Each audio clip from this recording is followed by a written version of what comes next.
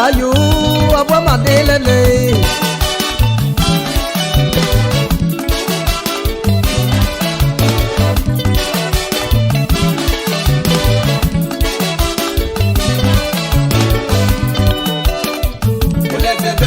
Peka de sigue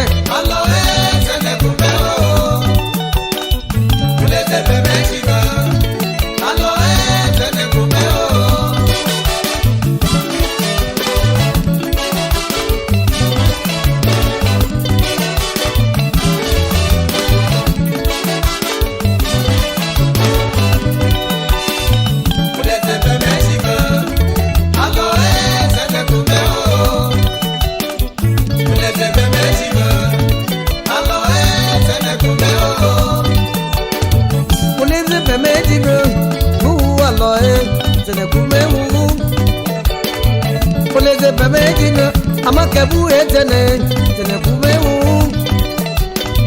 Poleze pamedinga amakebu sili tene kumewu Poleze pamedinga umasele beje tene kumewu Aja obibie tene kumewu Okuselese tene pamediwu Apo yefelu Ataba amatiegbe Lebo ogbonse mate Adibu tika ya sigbono le wiu Adibu yode sigbono le ya Yegba baba me bia susu mi alofe Yese gba baba me bia susu mi alofe Etoto di ma to lo kumada ya boy Asili Italie mo be die Italie Risate woji mo be biu Sikato di ate la jo mo ni ke Aya o pasi bole mo be die Aya o ya bia kuja la mi jele Oke yi anta ne sigbono le wiu Oke yi bisi ni sigbono le ya Ama beke waju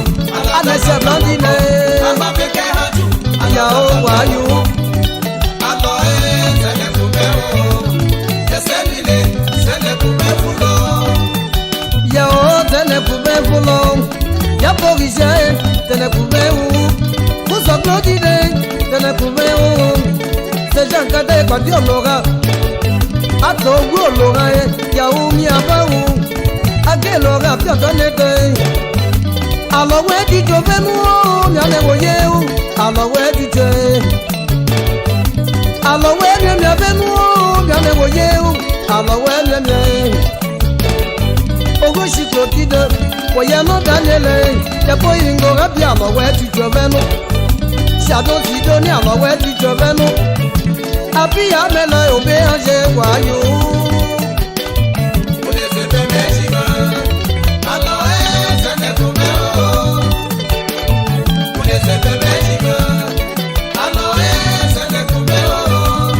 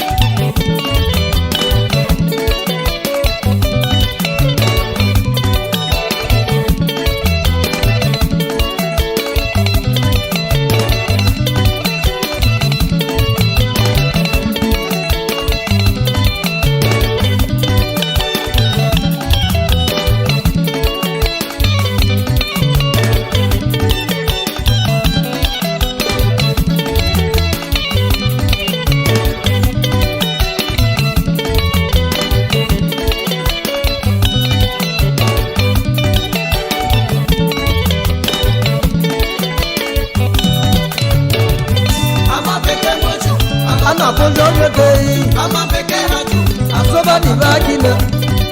Aloe sene kumeo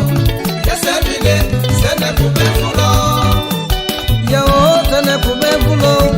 Wadi ojile sene kumeu Medama wize sene kumeu Kumaga kwa mebela sene kumeu Ale kwa wejeniye sene kumeu